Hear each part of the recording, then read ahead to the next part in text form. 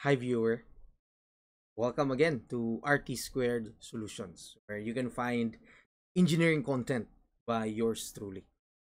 Right? So in this video, we'll be discussing a problem or a certain topic from principles of structural and design, no? Structural engineering and design. Mechanics class, mechanics. Okay, so specifically friction. Sample problem lang po ito. This is not a past board examination.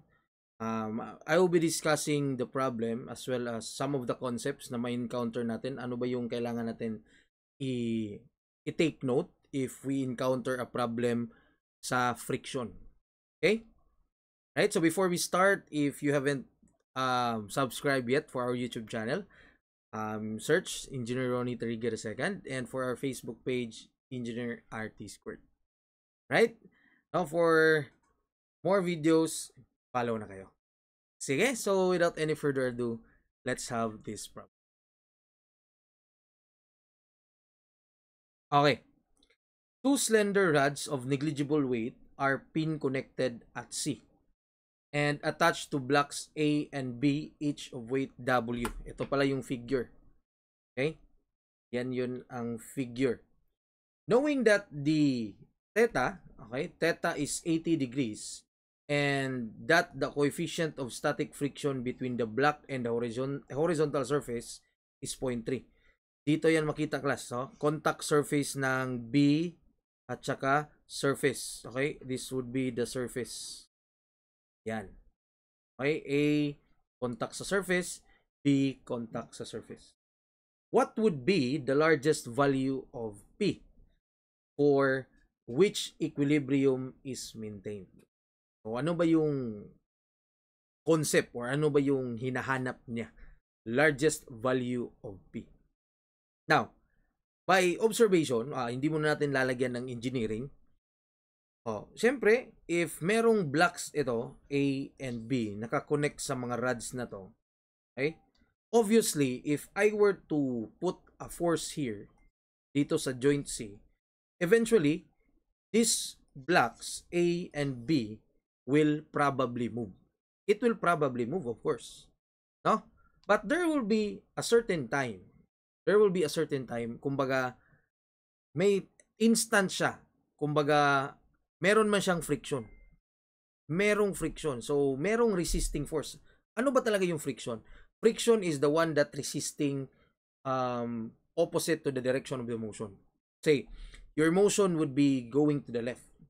The friction will resist that which is going to the right. Opposing force, kumbaga. Yan po yung friction. So, pila daw yung force P na hindi gagalaw yung B.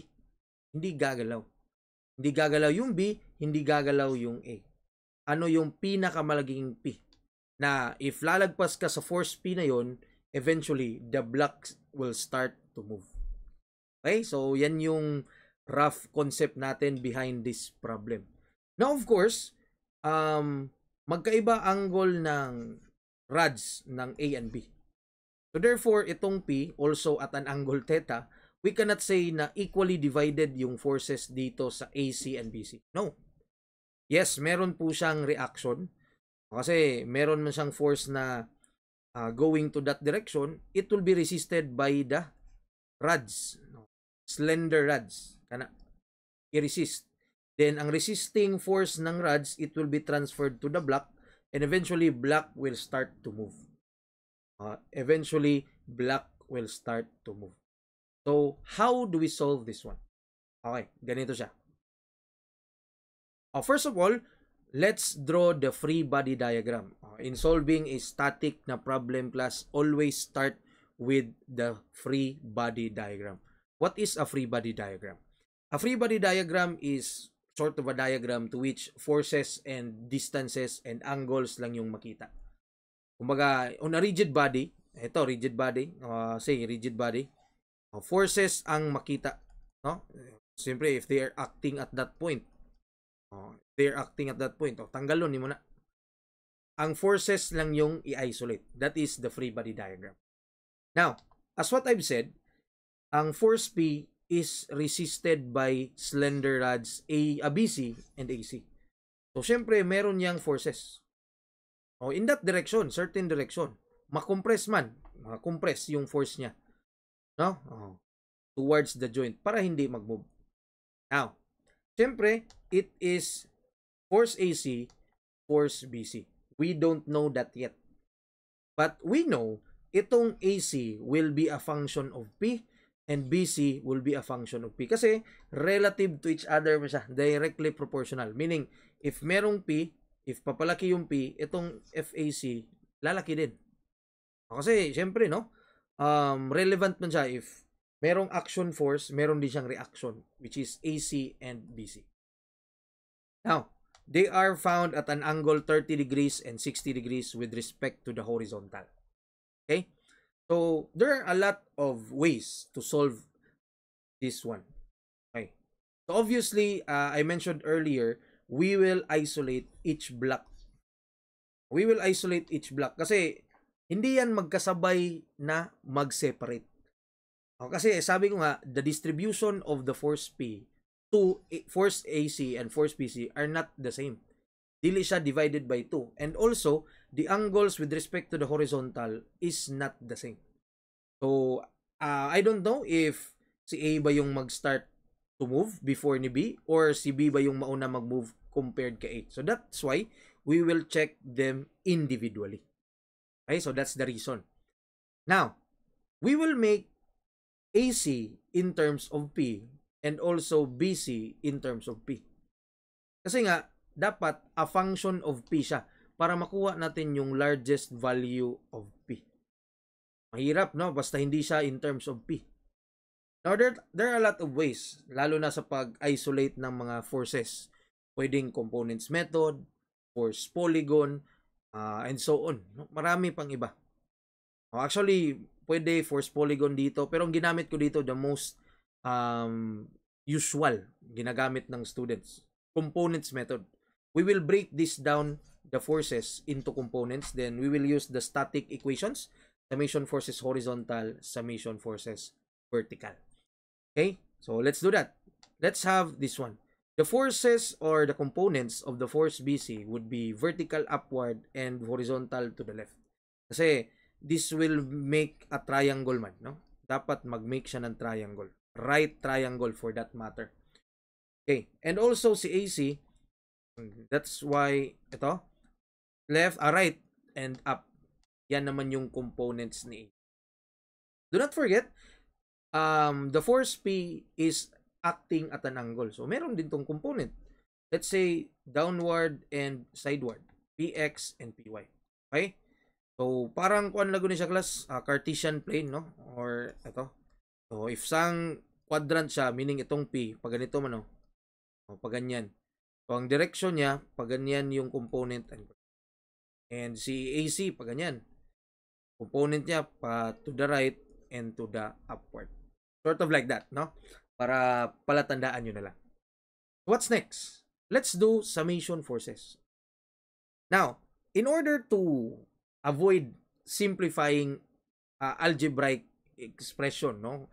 Kasi minsan tayo, if marami tayong sinisimplify, there's a tendency mamali or ano ba, nang mali yung simplify, then ang dami nating dadaanan ulit. So, my point is, yes, we will make this AC and BC in terms of P. Pero ang pinakamadali for me, if you are going to determine this by component method, is you will assume a value of P. Let's say equal to 1. 1. No? Kasi any value multiplied by 1 is equal to the value itself. Okay ko. Mamaya, if i-assume natin na P is equal to 1, so meron tayong makuha na AC and meron din tayong makuha na BC. And that is relative to force P is equal to 1. Then ibabalik natin si P. Magiging FAC in terms of P and FBC in terms of P for that matter. Okay? Sige, assume muna natin that P is equal to 1 so that we can get an equation FAC and BC in terms of P. Kaya, so ganito siya. summation forces. P is equals to 1. Horizontal. Ano ba yung mga horizontal dito?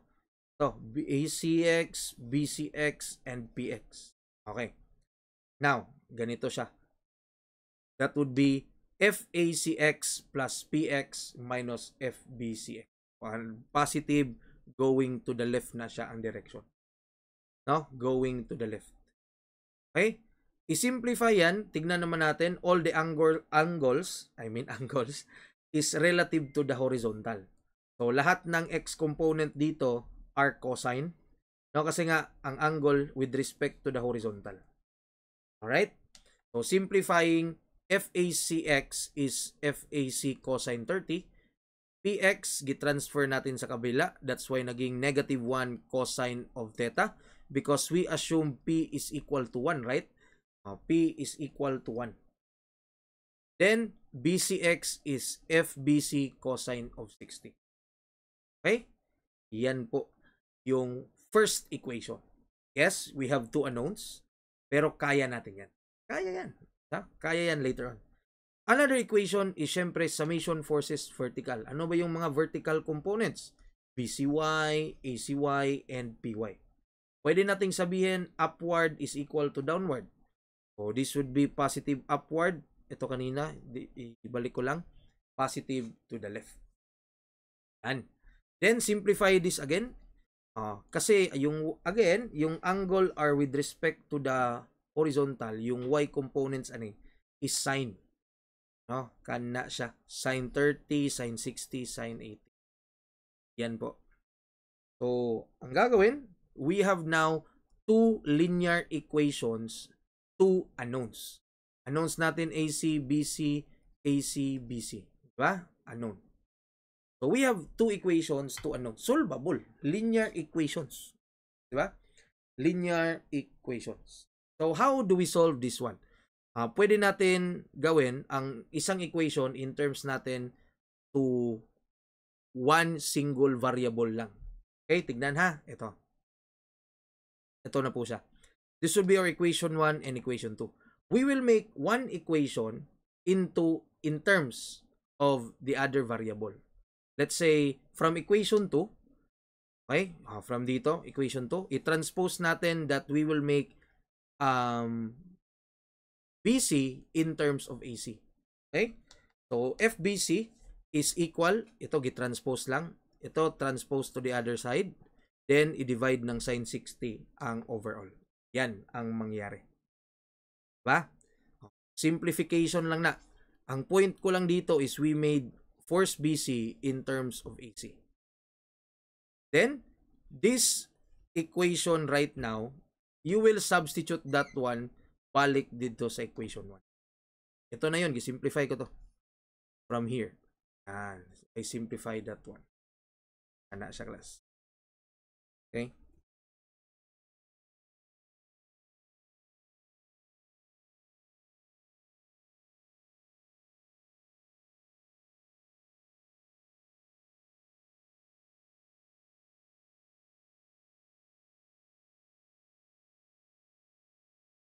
Okay, sorry for that. nawala ng saglit. Okay, balik tayo. This one, gisimplify ko lang dito. I-substitute ulit natin this equation to equation 1. Okay, insert natin. So, ito, BC, gisubstitute natin as 1.137 minus 0.557. Ito yun. No? Is equal to negative sine cosine. Again ha, this is from equation 1. Itong BC na to, gi-transfer natin doon sa equation 1. Then, i-shift solve lang, class. I-shift solve. Makuha ni mo si AC.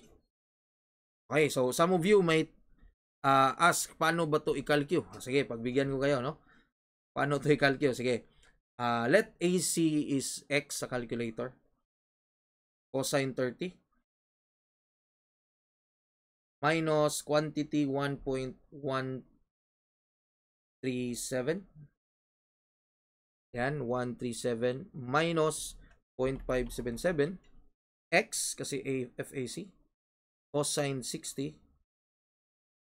is equal to negative Negative cosine, negative 1, pwede rin hindi na isulat, no?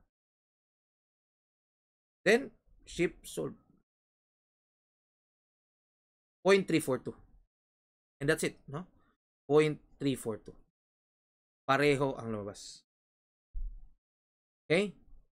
Yan, 0.342. So, ito yung value ng AC when P is equal to 1. Yan yung ibig sabihin. No? Yan yung ibig sabihin. Kana. So, ang gagawin, ito siya. We will transpose this one, not transpose, substitute to force, to this equation. Para makuha natin yung BC. Of course, no? Substitute to equation 2. Or ito yung simplification ng equation 2. Substitute, pwede nating i-calculate. Makuha ni mo 0.93 9397. Tignan, 1.137.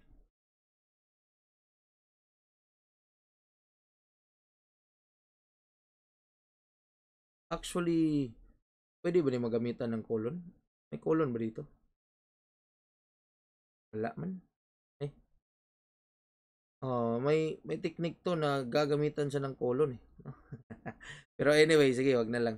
1.137 minus 0.577. 0.342. Yan, 9397. Okay? 9397. Okay? Kana siya. Yan yun. Yan. Okay? 9397. Now, actually, merong mas madali nito. Ito, conventional way. Conventional way, typical, medyo mahaba kasi siya. Pwede namang hanggang dito lang. Then we will use the calculator. Para wala ng simplification talaga. No? Para wala ng simplification. Alternate solution para makuha si BC and AC. We will use the calculator ulit. Conventional way man eh. Let's use the calculator. Okay? Everyone, go to mode 5. So, equation. So, makita mo dyan sa equation. So, gawin natin ha. Sabay tayo. Go to mode. Tapos, 5. Mode 5. Makita ninyo tatlong choices. Actually, 4. 6. Merong 2 equations, 2 unknowns, 3 unknowns, 4 unknowns, tapos may quadratic equation, cubic equation, quartic equation. So, dito tayo sa 2 equation, 2 unknowns. Kasi, we have 2 linear equations, 2 unknowns. Go to 1. So, you have now the table. So, simply as this one, ang gagawin lang class is, ito yung gagawin, ito yung sa column A. Yan, itong sa column A. Ito yun sa column A. Ito naman sa column B. Ito naman sa column C. Ganyan lang, no? Ganyan lang. So, tingnan natin. Calculate natin sabay-sabay. Cosine of 30. Okay? Doon naman, negative. Okay? Carry the sign class ha. Carry the sign. Negative cosine 60. Then, negative cosine 80. Also, you have sa pangalawang equation, sine 30 for your A. Then, sine 60. Then, sine 80. Iyan po. So, meron ka ng ganitong equation. Yan. Pareho na tayo. No? So, therefore, pwede na nating i-press ang equals. Meron kang makuha na x. Yan. Okay? Yung equation kasi dito, that is ax plus by is equal to c. So, ano yung mga katabi ni A na nilagay mo? Si x yun. Ano ba yung katabi ni A? AC. So, your x will become FAC. Yung y naman dito, katabi ni B, which is BC. FBC. Yan siya, class. So, kunin mo lang si x and y. Using the calculator, you have x. I-equals mo ulit, makuha mo si y.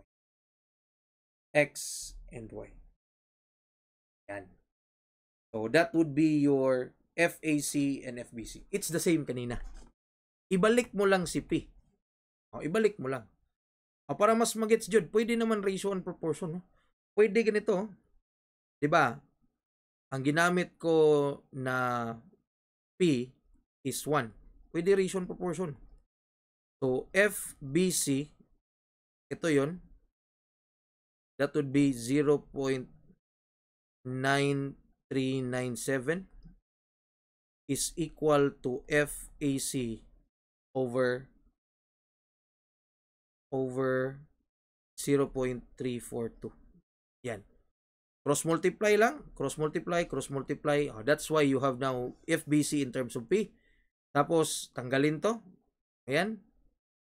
Cross multiply, cross multiply. You have now AC in terms of P. Ganyan lang, class, no? Yan. Yan yung ibig sabihin. Okay. So, we have now AC in terms of P, BC in terms of P. So, the next thing you need to do is isolate the blocks one at a time. Unahin natin, let's say, A. Let's have block A. Okay? Tignan nyo yung arrow, ha. O, kanina, papunta dito yung AC. Papunta dyan. So, siyempre, baliktad na sa class. Baliktad na. Alright. Now, another free body diagram. This time, you have block A. Do not forget that each of the block weighs 10 kilonewton. Ilagay natin yung weight. Okay. Now, ito na yung friction na principle. Okay? Oh. Component muna natin yung AC. Ito yung components. Para mas madali mamaya. Now, due to force AC, the possible direction of the motion is to the right. To your right. Ikaw na nag-watch, to your right.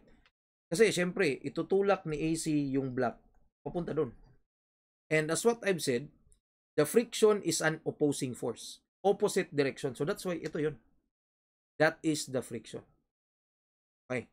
Now, we are going to analyze this na yung block is at impending motion. Okay? The term is impending motion.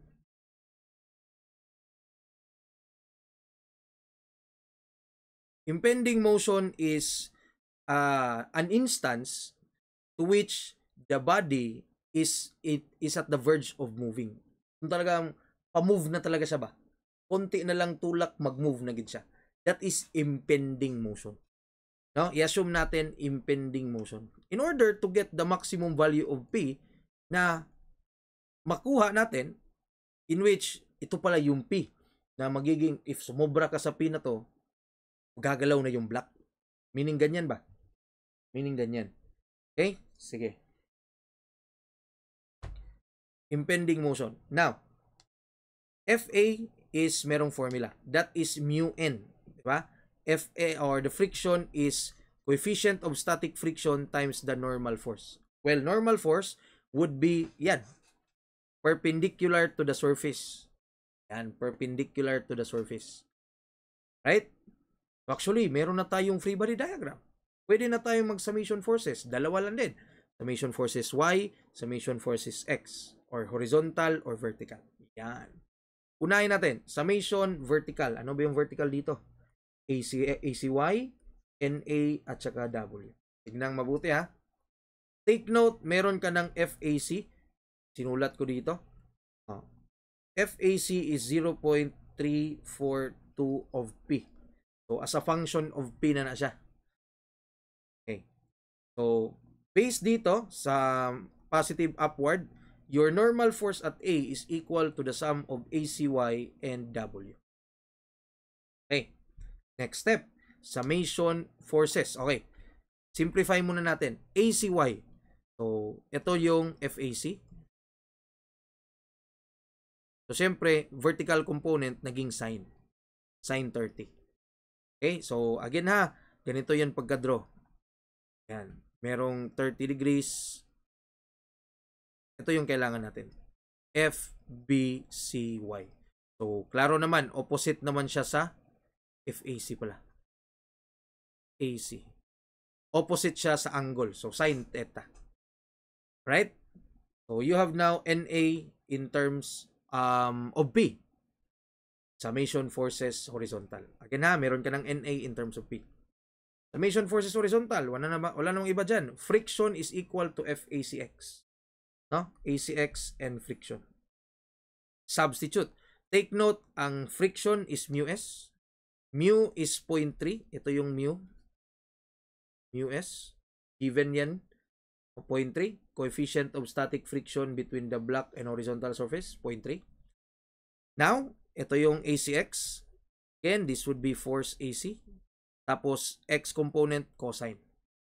Substitute ang NA from the first equation. Ito ngayon si NA. Yan. In terms of P. Ship solve lang, class. Ship solve, no? Ship solve lang, then, sige. Samahan ko kayo sa ship solve. Samahan ko kayo. So, yung iba, I know, dali na lang to, pero sige lang. Para sa mga hindi pa masyadong gapa ito. Sin 30 plus 10 is equals 0.342p cosine 30.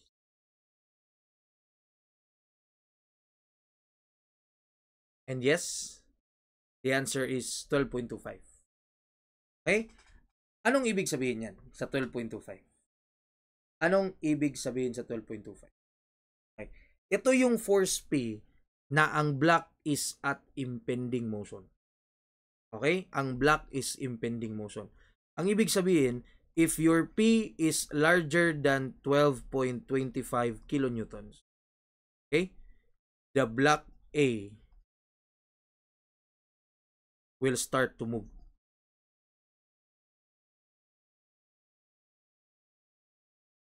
Yes, no? If P is greater than this value, yan po siya. O kasi, yung 12.25, yan yung nakuha natin, impending motion. Diba? So, if mag-apply ka ng another P na greater that, wala na. Gagalaw na si A. Yan siya. Yan yung concept. Okay? But this is not yet the answer. We need to check the other block. Okay? Sige, let's move forward. Other block. Dito. Same pa rin yung concept. Lagyan mo ng weight. Tapos component. Actually, the same lang principle. But this time, the motion is going to the left. Going to the right. Going to the right. Yan. Right para right. Kanina, left pala yun. Okay, anyway. So, ang direction ng motion is to the right. So, therefore, going to the left ang friction. This time, mu n pa rin, pero the normal force is different. Dun siya sa B. Then, same steps. Summation forces horizontal, summation forces vertical. Iyabo na ni class. Summation forces vertical, wala namang iba dyan. BCY, the weight, and NB. So, NB is BCY and W. Ito namang gagamitin BCY. Kasi meron tayong BCY. FBC na 0.9397 of P. Okay? Yan. Substitute. You have now N, or the normal force at B, in terms of P. Then, summation forces horizontal. Then, you have FBX is equal to friction. Right? Yabo. Substitute. 0.3 of N. Again, this would be still the coefficient of static friction. Substitute NB from here. Yan. Then, kamo na lang mag-shift solve na. Lalabas na 13.29. 13.29. Mas malaki yung P. Mas malaki yung P. Ano ba yung pipiliin? Dili, pwede dalawa yung sagot, ha? Isang P lang. Isang P. Which among the two ang pipiliin? Consider natin. Okay? Nakuha natin kanina ang P considering block A is 12.25. Considering block B naman, the P is 13.29. Okay. Sabi ko nga kanina, if greater P na 12.25, gagalaw na si block A. So therefore, it doesn't mean na largest value of P, you will choose the largest. Actually, ang answer dito is 12.25. It doesn't mean sinabing largest value of P, largest na nito between these two. No. That's not the concept here. Ang ibig sabihin, largest value of P for which equilibrium is maintained. If i-apply mo tong 13.29, itong si block A, mag-move na.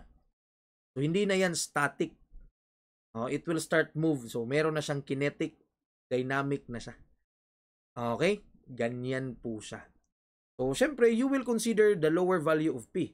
Kasi, we all know na if itong P, hindi pa gagalaw si block A. So, 12.25 is the answer. Largest load that can be applied to maintain static. Okay? And that's it. That's it. Yan. I hope you learned something from our video this session. Okay? So, marami pa tayong videos na i-upload, class. Sige lang. Been very busy but I'm trying my best na mag-upload. Then, so mga nagre-request ng design subjects, yes. I'm going there. Wait lang kayo, no? Wait lang kayo. May nag-request din, meron ba tayong stresses and beams? Sige lang. Papunta tayo dyan. Okay? So, if you want to see more videos in the future, follow and share. Engineer Ronnie Trigger II, and that's all. Thank you for watching. God bless everyone. Thank you.